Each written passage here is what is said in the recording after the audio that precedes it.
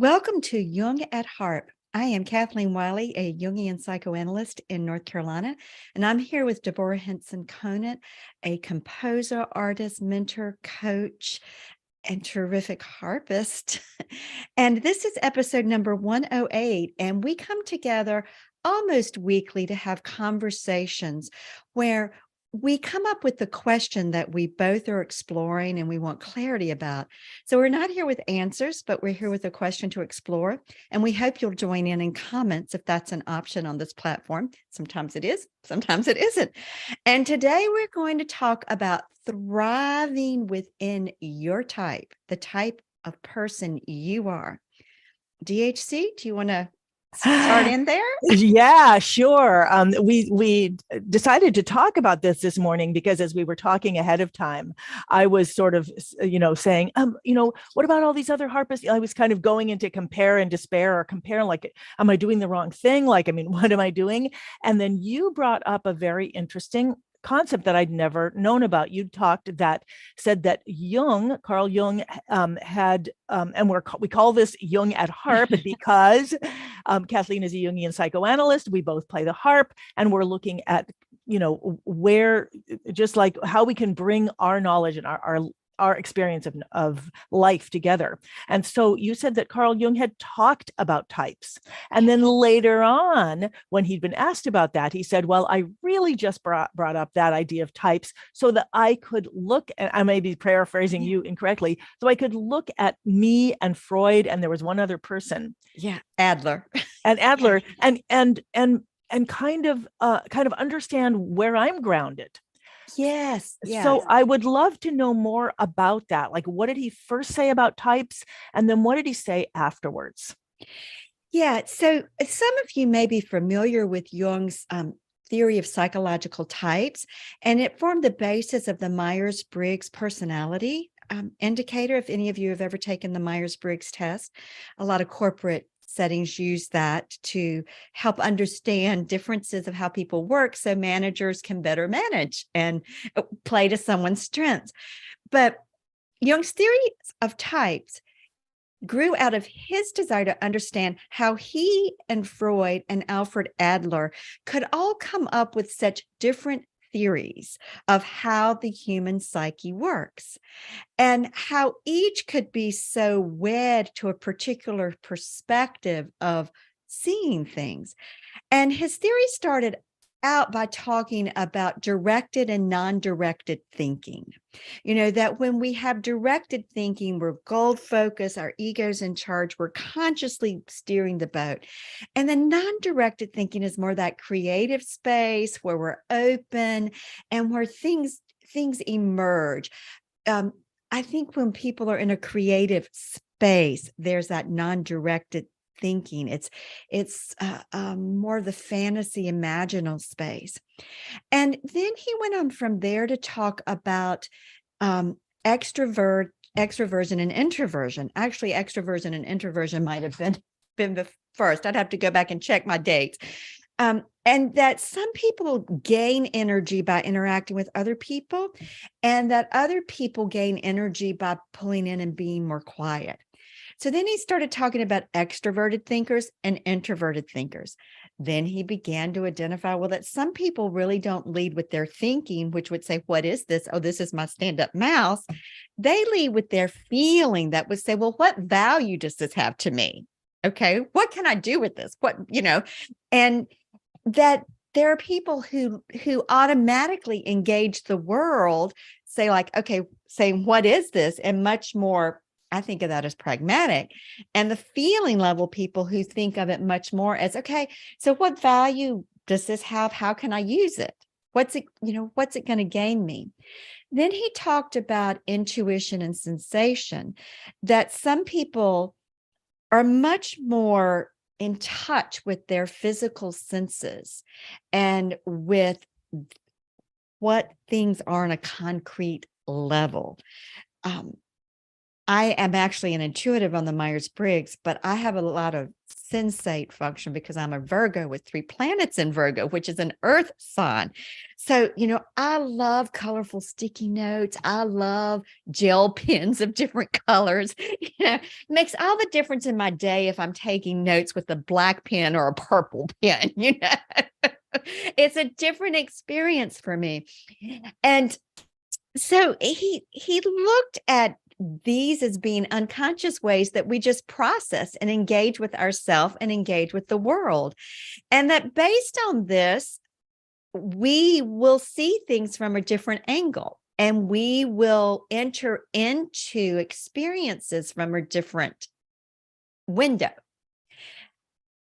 So I'm really struck by a whole lot of things Yeah. in this conversation and before. So the first thing I'm struck with is I think that when he was looking at how the differences between how he and Adler and Freud were all looking at the same sort of thing, but he wanted to sort of think about type not as in like who's right and who's wrong, but kind of to start differentiating.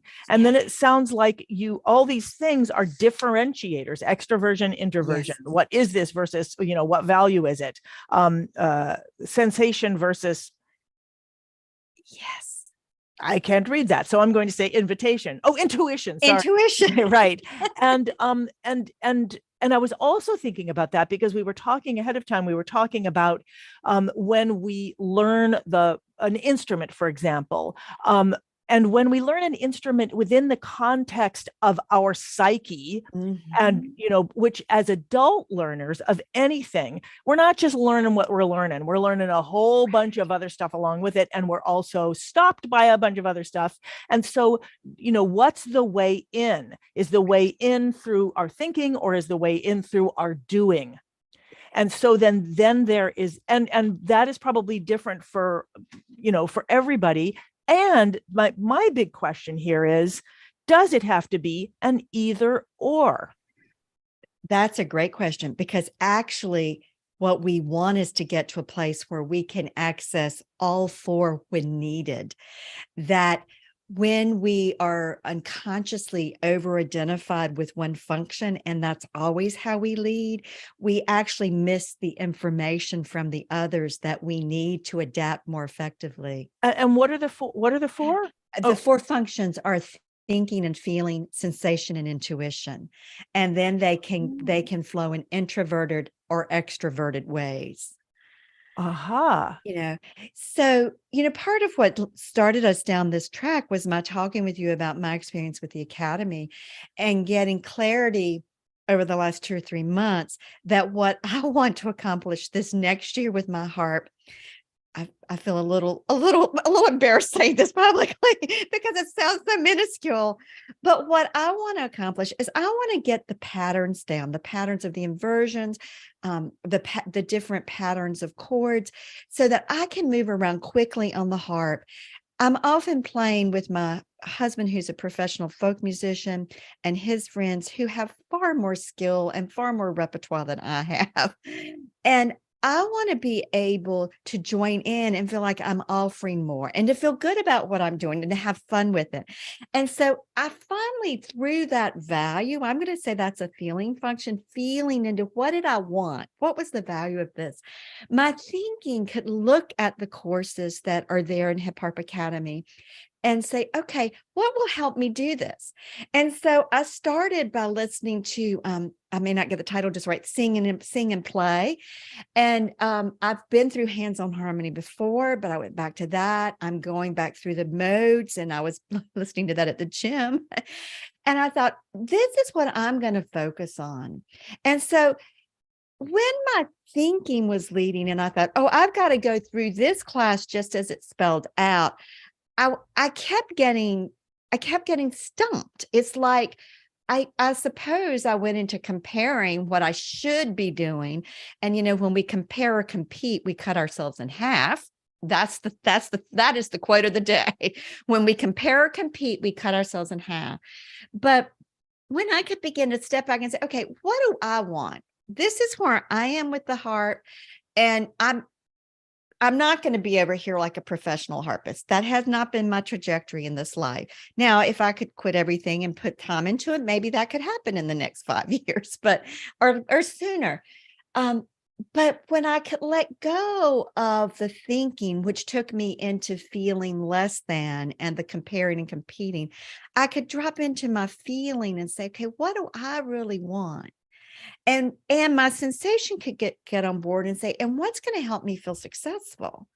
Because that feeling of success, that, okay, yeah, mastery is happening, is also important for motivation. Now I feel like I'm going round and round. Well, here's what I'm hereing that you're saying, and it's really powerful. So first of all, what I think is interesting is that you said, well, this seems like such a little thing. Mhm. And what I'm hearing you say is not little at all in music. And as you were saying it, I was thinking, whoa, if it's not little at all in music, then it's probably not little at all in the rest of life, in the places that I struggle. And so you talked about patterns and you talked about fluency. Mhm. And finding those patterns that actually work for us. Yes. And I hear people saying all the time in the academy, especially when I'm teaching snippets. In other words, there's classes where, yeah, I'm teaching about harmony or I'm teaching this sort of thing, but we focus a lot on snippets, or which are just the tiny little building blocks and then moving them around. And what people say over and over and over again, and I totally get it, they say, I love this because I didn't have to think about it. Uh-huh. And because when we can put something in another physical part of our body, the body can kind of move with it. So we were doing something yesterday where we were, and I don't know what this is going to sound like. I'm having so much trouble with my computers. But we were just having a pattern where we did this together, and then we did a melody. We were moving from mode to mode. And when I say we did a melody, all I specified was that melody. The first three notes would be, or four, C, B, C, E. Mm-hmm. And that was a pattern. So no matter where we were, we could always say, everything that we're going to do is focusing on C, or on this one string. The first thing we do is we're going to build a fifth above it, and we're going to do this, 4 times.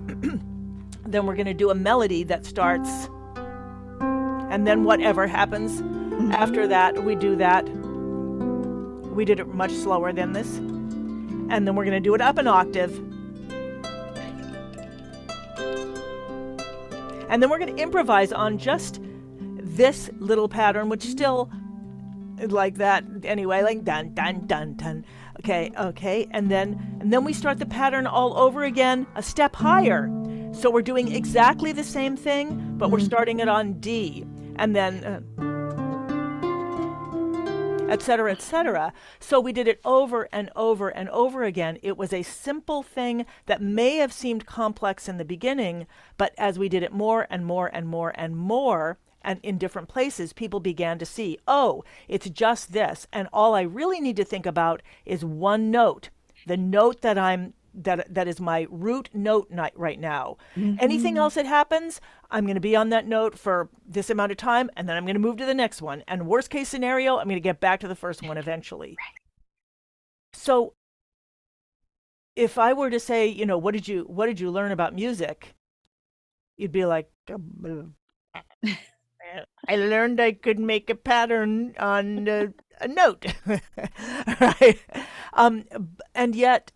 And yet, it created just those things that you're talking about. It created a pattern, and then what happened as people did it more, because it was in Harp Time Live, so the whole point is to take something and do it for a long time. People were starting to say at the end, then I could start actually adding musicality, or actually start thinking, was I playing soft or was I not? So we were physically engaged in it. And what I'm always looking to create these things for people now, as I realize that's what seems to give people a sense of patterns and facility. And then the question that I'm always asking at the end is, what did you discover? Mm-hmm. And I don't have this for myself in my own life. I know it about music, and I'm constantly looking for it in other areas, because my feeling is that when we can learn that way, we end up discovering what we need to learn rather than being told what we need to learn. Yes. But we often need to be told the steps, the first steps to take so that we can get our mind out of it, so that we can actually then discover. Yeah, I'm thinking about how one of my journeys with the harp has been bringing the sense of self that I have everywhere else in my life and in my profession to when I sit at the harp. And it's still just kind of, I just shake my head. It's like, how did that happen in the beginning? How did me get disconnected from the harp? And I think that starting with our type, knowing how we work, and that's been essential for me in being able to bring my full self to the harp. It's like, okay, how do I lead everywhere else in life? Well, then that's how I need to lead with the harp, with my sense of who I am and what my purpose is in life, kind of my spiritual ethos, so to speak. And once I could begin to start there with the harp, starting according to my type, something changed for me, because I think that we too often, and I think, I don't know, but I'm guessing this is true for a lot of us as adults who come to the harp or any other instrument, are people who are learning to move in life in new ways and new relationships and or job situations, or creating a new lifestyle for yourself. It's that sometimes we look at other people and we go into imitation mode, and without even realizing it, instead of staying with ourselves and where we are and moving from that, we're all of a sudden trying to be like them, and it doesn't work. I mean, we may learn some things that way. I mean, we do learn by imitation, but ultimately to really embody our full potential, whether it's as a human being or as a musician or as a composer or as a friend, is we have to start from within ourselves. And how is it we relate? Where is it we have the greatest sense of comfort? My greatest sense of self actually comes through my intuition. Because I trust that invisible realm. Well, then sitting down at the harp where I'm supposed to be getting my hands on the right string, and holding things a certain way, that isn't intuitive. Yes, and I heard you say the word right on the right strings. Yeah, And I'm assuming that part of what happens is that then every time you imagine or hear that it's wrong, this whole triggering thing happens. absolutely. And it took me forever to quit. Right, I got in this habit of stopping when I hit a wrong right. note. I I mean, know. I'd be playing and I'd just stop because I hit a wrong note. And it's Yeah, this is one of the big things that I struggle with in my own life, and that we deal with in the academy, and one of the reasons that I start everything that we do, we start it by learning a snippet and then playing it together, so we have that experience of you move forward and when you can let go of it and move forward. But try to do that in my own life with other things, right. from social media to whatever. I will keep stopping, because I don't actually see the trajectory. So I know we don't have that much time today because we've been having technical problems for weeks. I wanted to go back to just the first thing we said, which is type. And I really loved so many things to talk about. How replicating other people's type doesn't is interesting, but only in terms of finding out what actually works for us, and how to go about doing that. So I'm really struggling with this in my own life, moving forward and not stopping myself. I would like to have some kind of exercise that I could do, and that other people could do in music, or maybe something we could each try and then come back next week. I want to be able to move forward into discovery without constantly overthinking and stopping myself. Yes. Yeah. And what type, since we talked about type today, let's just think about a word. So I would love to hear more about Adler and Freud, but are there just some words that it might be fun to think about? Like if there was just like two or three words that would describe each of their types, what would you say? And then maybe I can use those, or we can. Gosh. Well, for Freud, everything was about eros, About love. about love. Okay. For Adler, it was all about power. And I don't mean power over another, although that comes into it, but power over oneself. Okay. And Jung came along and said, well, where Eros leads, power is the shadow. And where power leads, Eros is the shadow, that they coexist. They So he make a was about, whole. oh my God. Okay. I'm sorry. I'm just getting these chills. I'm thinking about to go Yeah. on the page. And so this is, okay. So where we feel looking for where I feel power and looking for where I feel love.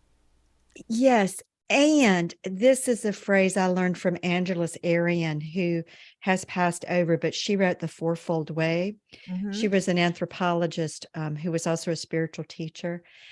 And to aspire, and this is one of my aspirations, to be lovingly powerful and powerfully loving, that I use my power in service of love, in service of connection, Mm-hmm. and that I use my love in a powerful way, in an effective way. And so for me, if we go back to for my goal with the harp, or my desire, because I don't even want to put it into that goal that implies I make it or not, but that trajectory for me, that if I can just be compassionately powerful, which to me says, okay, so what do I need to support myself? So now I'm using my power in service of my desire, my love of playing the harp. And I'm being compassionate and loving toward myself, and using my agency, my power, to identify what will help me move forward in a way that I can take the next, what feels to me like a baby step. Okay. And yeah. And Okay. and and I think we can do the same thing in every area of our life. All right, that's really beautiful. And if I didn't have to go to the vet with the cat, I would be here for another hour. What I'm going to do is something I often ask my students to do, or the members of the academy, which is, no matter what the situation, no matter what you're feeling, find one thing to love. So Yes. I've got vet issues, I've got computer issues, and so I'm going to focus on finding one thing to love, and then see what that opens up in terms of the my power to act, or my power to speak, or all of that, and then really see what happens between now and next week, and bring that back. Yeah. I think that I love that. And I will do the same. Okay, beautiful. Yeah. And we invite everybody else to who's watching this or watching the replay to also do the same and come back and let us know, what did you discover? And so now I want to figure out how to end this. I think technically, all right. Okay, everybody. Thank you so much. And okay, I'm going to hit stop now.